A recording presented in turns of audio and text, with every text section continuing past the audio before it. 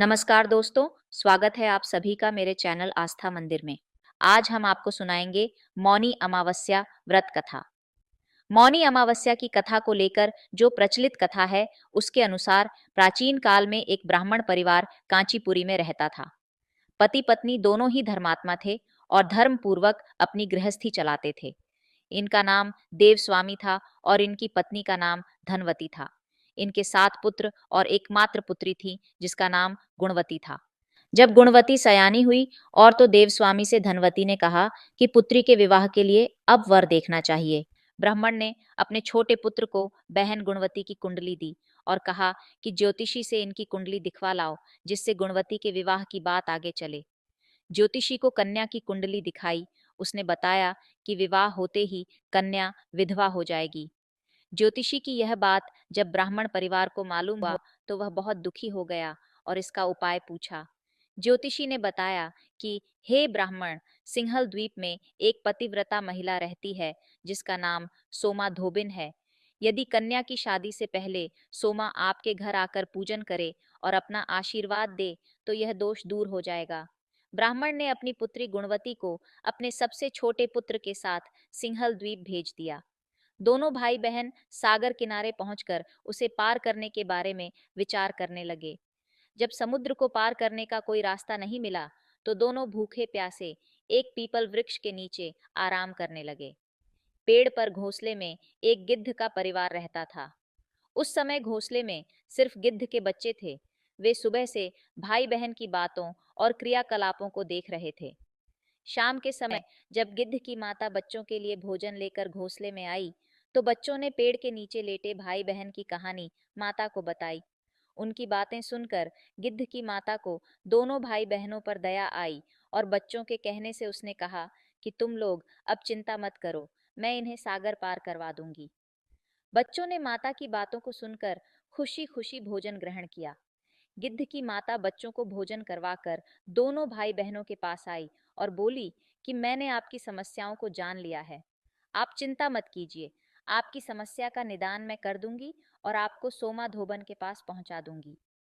गिद्ध की बातों को सुनकर दोनों भाई बहनों का मन आनंदित हो गया और उन्होंने वन में मौजूद कंदमूल को खाकर रात काट ली।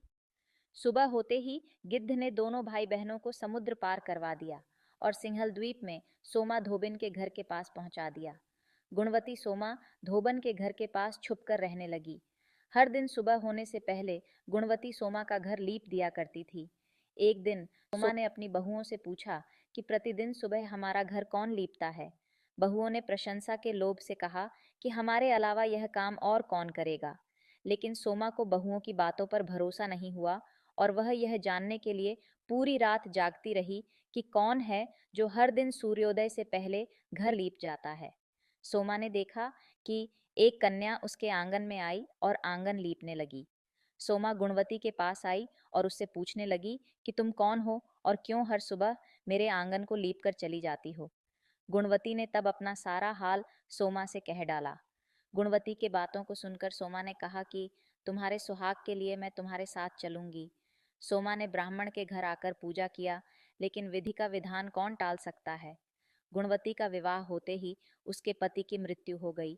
तब सोमा ने अपने सभी पुण्य गुणवती को दान कर दिया। सोमा के पुण्य से गुणवती का पति जीवित हो गया, लेकिन पुण्यों की कमी से सोमा के पति और बेटे की मृत्यु हो गई। लेकिन सोमा ने अपना घर छोड़ने से पहले बहुओं से कह दिया था कि मेरे लौटने से पहले अगर मेरे पति और बेटों को कुछ होता है तो उनके शरीर को संभल कर रखना। बहुओं ने सास की आज्ञा को मानकर सभी के शरीर को संभल कर रखा। उधर सोमा ने सिंहल द्वीप लौटते हुए रास्ते में पीपल के वृक्ष की छाया में विष्णु जी की पूजा कर 108 बार पीपल की परिक्रमा की। पुण्य के प्रभाव से सोमा के घर लौटते ही उसके पति और बेटे फिर से जीवित हो गए।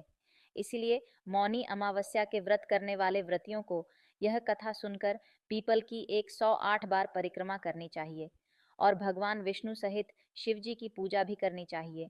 धन्यवाद दोस्तों, आज हमारी पूजा यात्रा यहीं समाप्त होती है।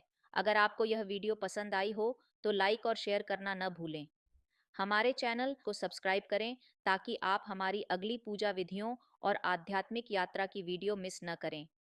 आपके सुझाव और प्रश्न हमारे लिए महत्वपूर्ण हैं, तो कृपया उन्हें कमेंट्स में ज़रूर लिखें। फिर मिलेंगे। जय माता दी।